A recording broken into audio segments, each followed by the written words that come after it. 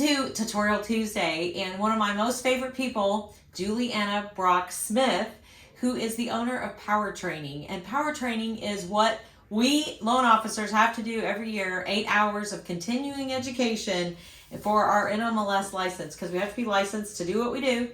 And this was a wealth of information. So we took our class this week and I got our 8 hours. And I asked her to come to our office here in Flower Mound at Premier Nationwide Lending and just answer some things that I know that consumers ask me a lot. And one of the things that I get asked a lot about is mortgage insurance premium and when I can cancel it, you know?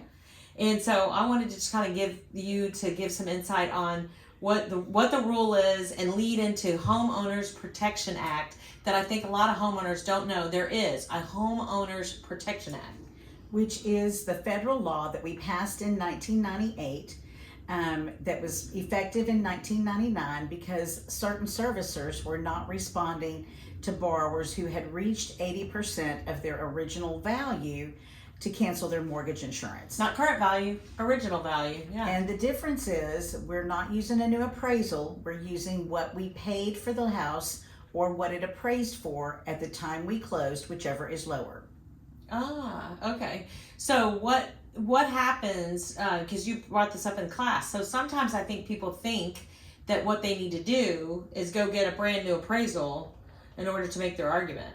Correct, but that is not what they do necessarily. They contact their servicer, and their servicer will first try to do what they would call an automated valuation, and hopefully they will get a 25 or 20% equity position by doing that. If that doesn't work, then the servicer will have the borrower complete a credit card voucher, and the servicer will order an appraisal for them. Unfortunately, the borrower cannot provide their own appraisal. They will have to use the one the servicer does. But I would caution borrowers, if you don't make it through the automated valuation system, you might not make it. You might want to reconsider because an actual appraisal may not yield any difference, and they would cost you more money to do that. So when they enacted the Homeowners Protection Act, it was simply because lenders weren't doing what they were supposed to honor, basically. Well, they were carrying mortgage insurance because you have to realize all loans that have a high loan to value, meaning they're borrowing a greater percentage of what they paid, are at a risk if the loan goes into foreclosure. And so first, let me also say that mortgage insurance is not homeowners insurance. It is protection for the lender in case the loan defaults. And not all people understand that that's what mortgage insurance is. And you have to have mortgage insurance premium when you don't put 20% down. Correct. And many borrowers think that if they put down 20%, which what Dave Ramsey totally promotes, is not always the best position because we have something called loan level pricing adjustments that are required on conventional loans. And you pay more when you put down 20% in your interest rate than if you were to put down 15% or something above 80%. Man, that's a great example. I literally just closed and funded a loan today where the rate was better because it's an 85% loan to value loan. Little bit of MI on it for a brief time potentially. Yes. And the interest rate was better. It absolutely can be. And of course, there's many other factors, but the main one in this particular case is loan to value.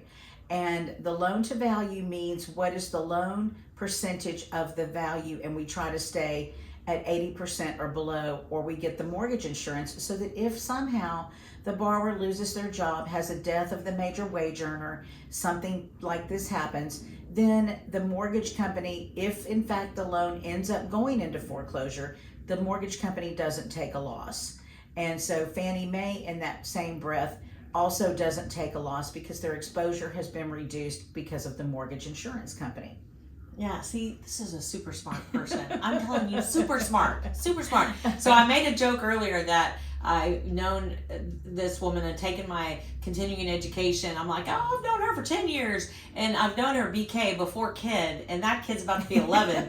So it's really like 20 years, of continual classes. I remember taking a class, this was so many years ago, where there was an involved conversation about FHA and just the evolution of that loan product, and really nowadays FHA for a first time home buyer is a good way to go if you can. It can, and if your credit has been challenged because something maybe out of your control has happened, you've gotten a divorce, you had a medical issue come up, something happens, then FHA sometimes is the best route. And for conventional, and it's not forever, and if conventional borrowers, if you're a conventional borrower already and you have the money to put down and you choose to go FHA, then your mortgage insurance premium will only be 11 years if you put down 10% versus life of loan. And that kind of mirrors a conventional product because it would take you that long to amortize to 78%. Yeah, that's pretty good. So the last pitch that I want to talk about is the House Resolution 7661. Yes. Yes, 7661. This is good stuff here. House Resolution 7661. So first, let me say that too many consumers are totally unaware that they have the right to opt out of the credit bureaus selling their information. Many of you may have applied for a mortgage loan, and before you even hang up with your loan officer, your phone is blowing up because other lenders have bought your lead from the credit bureaus. The Fair Credit Reporting Act is what allows the bureaus to sell your information. And if you do not opt out, then they will sell it. And this is how credit bureaus make the majority of their money. And so we are trying again. In 2020, we tried to pass this resolution, but it didn't happen because too many other laws were tacked on it and it failed. We cannot let this law fail again. It is House Resolution 7661. It is called the Trigger Leads Abatement Act of 2022. Oh, wow. And what it will do is it will prohibit the credit bureaus, I'm talking about Equifax, Experian, TransUnion, from selling your mortgage trigger lead to another mortgage company. Now, while that may sound good because you're going to get offers from other companies, these other mortgage companies are not always on the up and up. And so many times they can use sneaky ways to get to you. And so they will call and say, we just know that you applied with Premier Nationwide Lending and we're calling to collect your pay stubs, your bank statements, and your W-2s. And they don't say they are you. They don't say they are not Premier. They just make the borrower think this by the way they word things. And before you know it, you have sent your information to someone that you didn't even apply with. And so this has become a problem. Our congressmen and our senators are aware of it, and they are trying to make strides to change it. But unless you, as the consumer, write or call your congressman and your representatives, it may not pass. It may fail again. And so it's so important that we get behind it. So once again, it's House Resolution 7661, the Trigger Leads Abatement Act of 2022.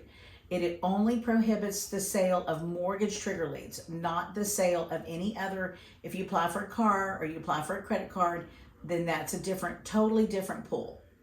And the thing that I'm glad that you brought this up is that I have had this happen to customers, and Premier Nationwide Lending, they're like, why did you sell my lead? Yeah. Well, we wouldn't sell. We would not sell your lead. We don't share your information or sell your lead in any way.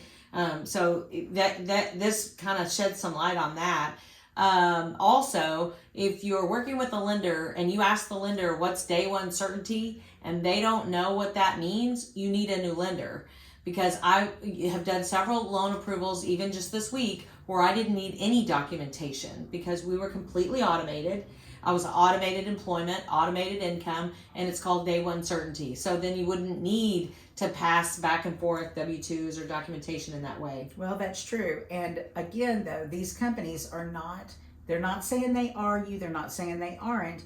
They're just telling the borrower this is what we need. So anytime you are contacted by a mortgage lender, you need to, number one, make sure it's the one you applied with. And number two, ask questions. Because if Stacy hasn't told you that she needs those things, then she doesn't need them, or at least not yet. Yeah, there you go. Well, smart person I know, power training right here, Juliana Brock-Smith.